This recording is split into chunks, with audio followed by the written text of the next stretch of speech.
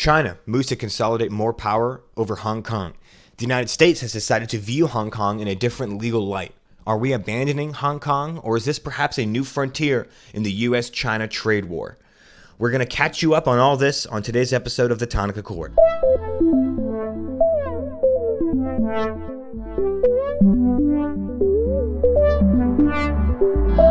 Let's get right into it, people. The Secretary of State for the United States, Mike Pompeo, declared this week that Hong Kong is no longer sufficiently autonomous from China, and in his quotes, to warrant treatment under United States laws in the same manner as U.S. laws that were applied to Hong Kong before 1997. For those that don't know, Hong Kong before 1997 was a British colony. In 1997, Hong Kong was handed back to China, and U.S. policymakers agreed to continue to effectively treat the territory as a separate entity from China. Hong Kong has its own constitution, its own mini constitution. It is being treated differently. It's considered this one country, two systems thing, where Hong Kong is able to manage all its affairs in areas except national defense and foreign policy, but they're allowed to, all the economic activity, tariffs, or the lack of tariffs, actually. Hong Kong can decide that for itself, or at least used to be able to. Because of this, Hong Kong was kind of an economic beacon in that area for decades. It was, observed to develop a lot faster than mainland China, and was used kind of as a gateway into that market for a lot of U.S. and international companies. This certain unique status is now being threatened because last week, China is trying to draft and pass a bill that prohibits, quote, sedition, subversion of state power, foreign interference, and terrorism as defined by China. And that's key, right? Defined by China. I've said multiple times on this podcast before that one man's freedom fighter rebel is another man's terrorist. It's about perspective. And in this case, sedition and subversion of state power, China's pretty hardcore when it comes to what they define as subversion of state power. I mean, people have gone to jail in mainland China for simply posting a picture of Xi Jinping on top of a picture of Winnie the Pooh. I mean, people face jail time for Winnie the Pooh memes. So, for the people of Hong Kong that are more democratically inclined, have been in these protests for a while now, this constant conflict for a while against Chinese influence in Hong Kong. This is a serious unilateral consolidation of control, right? They prohibit sedition, subversion of state power, foreign interference, and terrorism. It could be any one of these Hong Kong protesters that throws back a tear gas could now, will most likely be considered under subversion of state power or terrorist, right? So obviously this new law being drafted has a lot of people worried, has a lot of people in Hong Kong very worried. And now it has a lot of people in around the world worried, including the United States. And so what the United States is now doing is saying, hey, look, we've treated Hong Kong as its own thing, right? Part of that, two states, right? Or one country, two systems. But now it seems like that two systems is being kind of morphed into the one system. It seems like China is getting more and more control over Hong Kong.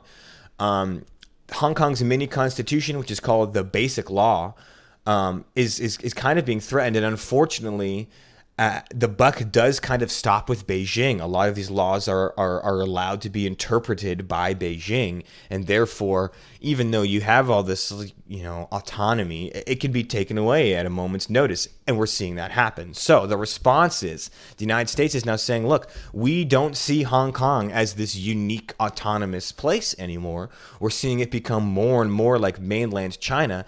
Therefore, we might revoke its special status as such. Well, what does that mean? What that means is businesses might not be able to do business in Hong Kong tariff-free, because when it was its global financial hub, we were doing business there almost completely tariff-free, and it was and a lot of direct investment. Close to 1,400 U.S. firms have operations in Hong Kong, according to the U.S. consulate. Bilateral trade was $67 billion in 2018, according to the U.S. Trade Representative. and the stock in U.S. foreign direct investment totaled more than $82 billion in 2017. So a pretty serious amount of economic activity in Hong Kong.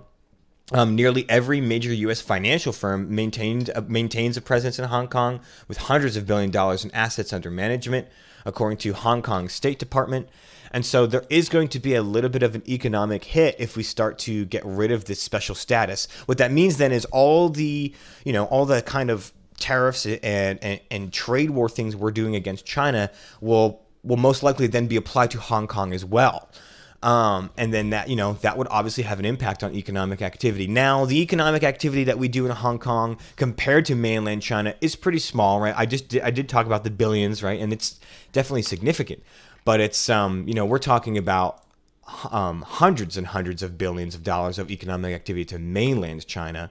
So I don't think that this, if this kind of status change, it's not going to have a dramatic impact, but as far as economic activity, but it will have an impact. It'll probably make some of these businesses wonder, maybe they relocate some of their firms out of Hong Kong to maybe somewhere like Singapore that's more free market and open and less under, of course, not under Chinese autonomy.